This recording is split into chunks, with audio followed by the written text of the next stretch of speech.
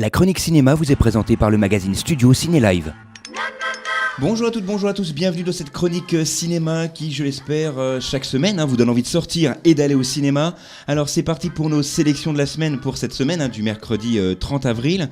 Alors avec une absente quand même, Manon qui est souffrante. Je sais, on fait tous la tête là depuis qu'on a appris ce petit avarie, mais rassurez-vous, elle sera là la semaine prochaine. Bref, alors tu vas nous parler tout de suite de ton film coup de cœur, Nelly. C'est un film français, je crois. Oui, bonjour Stéphane. Donc effectivement, je vais pas changer mes habitudes, je vais vous parler d'un film français. C'est celui de Lisa Azuelos, une rencontre sortie le 23 avril en salle. Nous y retrouverons donc Sophie Marceau, François Cluzet, Lisa Azuelos, donc, qui joue également dans son film, et Alexandre Astier. Donc c'est l'histoire de Elsa, jouée donc par Sophie Marceau, écrivain, et donc Pierre, qui est avocat et qui est joué par François Cluzet, qui se croisent lors d'une soirée de clôture du Salon du Livre. Une rencontre. Donc cependant, Pierre est marié depuis 15 ans à Anne, celle qu'il aime depuis toujours. Pour Elsa, qui se reconstruit après un divorce douloureux, l'homme marié est un tabou. Dès leur première rencontre, leur premier échange de regards, ils vont plonger dans un univers parallèle où tout est possible jusqu'à ce que la réalité les rattrape. Alors sincèrement, le duo Sophie Marceau et François Cluzet, je le trouvais plutôt très inattendu, mais ils forment un très joli couple avec une très jolie complicité. C'est un film qui traite là d'un sujet plutôt délicat, celui d'un homme marié qui tombe amoureux d'une autre femme, et il est à mon sens traité dans une très belle délicatesse. On retrouve là la légèreté du film LOL, puisque donc la réalisatrice de ce film n'est autre que Lisa Azuelos.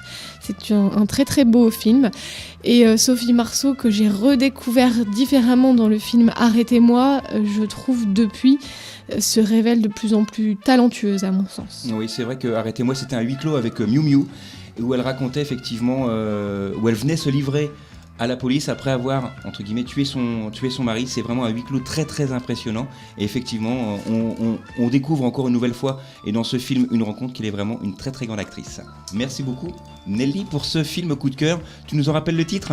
Une rencontre. D'accord, alors on va continuer avec mes coups de cœur et mes sorties de la semaine. C'est un film français. Le premier, c'est un film d'Alexandre Arcadi avec Zabou Bretman, Pascal Elbé et Jacques Gamblin. Jacques Gamblin avec un film qui nous avait beaucoup plu, qui s'intitulait De toutes nos forces. Il vient ici dans un rôle totalement différent pour un film qui s'intitule 24 jours, la vérité sur l'affaire Inan Halemi. Alors, on va pas raconter ici l'histoire de ce film, mais simplement un bref rappel des faits. Inan Halemi a été enlevé en janvier 2006, puis retrouvé le long d'une voie de chemin de fer le 13 février suivant à Sainte-Geneviève-des-Bois dans l'Essonne. Son corps était brûlé à plus de 80% de sa surface. Il avait reçu de nombreuses blessures et les 19 personnes sur les 29 inculpées ont été condamnées. Certains viennent simplement de sortir de prison il y a très peu de temps, et Youssouf Fofana, qui est lui présumé chef de ce gang des barbares, est toujours en prison actuellement puisqu'il a été condamné lui à perpétuité. Et ce film s'inspire de l'histoire vraie et du livre écrit donc par sa mère, un livre éponyme écrit par sa mère et coécrit également par Émilie Frèche, qui a également co-signé ce film. C'est vraiment un film très très impressionnant, très éprouvant aussi, avec une Zabou Bretman qui joue ici le rôle de la mère d'Ilan Halemi. C'est vraiment un film exceptionnel que je vous conseille. Ça s'intitule 24 jours et ça sort bien évidemment cette semaine.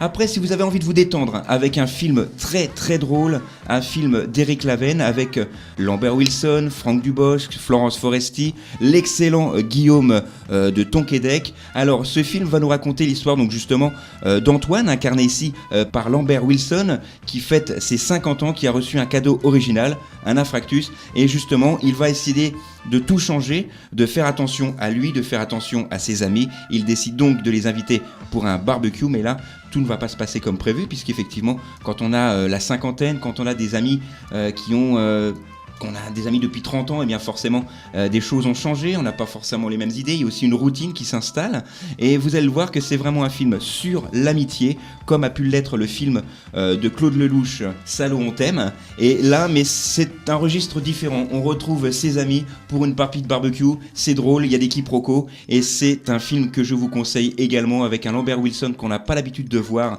dans ce genre de registre, Franck Dubosc, Florence Foresti, égale à eux-mêmes. Et Guillaume de Tonquédec, également un très très grand acteur dans ce film. C'est vraiment exceptionnel. Ça s'intitule Barbecue, c'est très drôle. Et c'est le 5e film d'Éric Laven qui avait également réalisé d'autres comédies. C'est un registre dont il se sent vraiment très à l'aise. Il avait réalisé Bienvenue à bord, Protéger et servir ou encore Incognito, déjà avec Franck Dubosc. Et tous ces 5 films sont toujours dans le même registre, la comédie, et c'est vraiment un film très très drôle.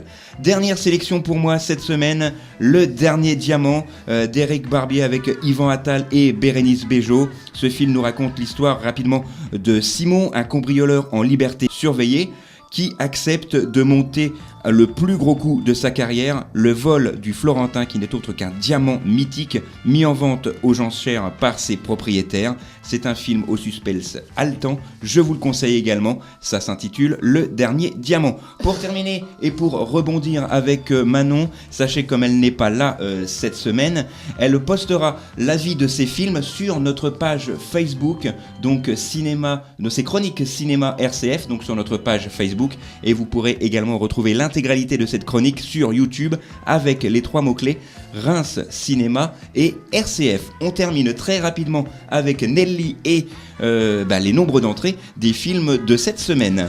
Alors, pour sa toute première semaine, le très attendu et le film français qui fait un carton en ce moment, Qu'est-ce qu'on a fait au bon Dieu, enregistre un très très bon score, 1 680 249 entrées. Suivi donc pour les enfants du Rio 2, pour sa deuxième semaine, 661 620 entrées, soit un cumul de 1 330 591 entrées. Et également le très attendu Babysitting qui pour sa première semaine enregistre également un très beau score, 543 729 entrées. Un petit mot vraiment sur Babysitting que j'ai vraiment trouvé très très drôle. Je n'aime pas normalement ce genre de film un peu à l'américaine, genre Projet X, etc. Mais là, fait par des Français, c'est moins grossier, c'est beaucoup plus drôle, c'est beaucoup plus fin. Et on retrouve vraiment des acteurs où on sent vraiment qu'ils s'amusent dans ce film et c'est vraiment à voir, je vous le conseille.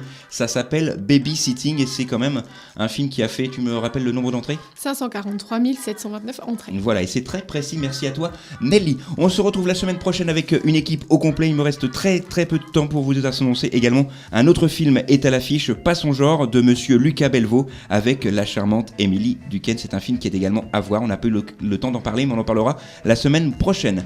Voilà, nous on se retrouve la semaine prochaine, au revoir Nelly. Au revoir Stéphane. Je t'ai réveillé là, non ? J'étais partie dans mes pensées. Voilà, c'est bien ce qui me semblait. Allez, on se retrouve la semaine prochaine, même endroit, même heure. D'ici là, ne changez rien. Sortez, allez au ciné. Et tant que vous êtes au ciné, au moins, vous n'êtes pas devant la télé. La chronique cinéma vous a été présentée par le magazine Studio Ciné Live. Studio Ciné Live, c'est chaque mois toute l'actualité du cinéma.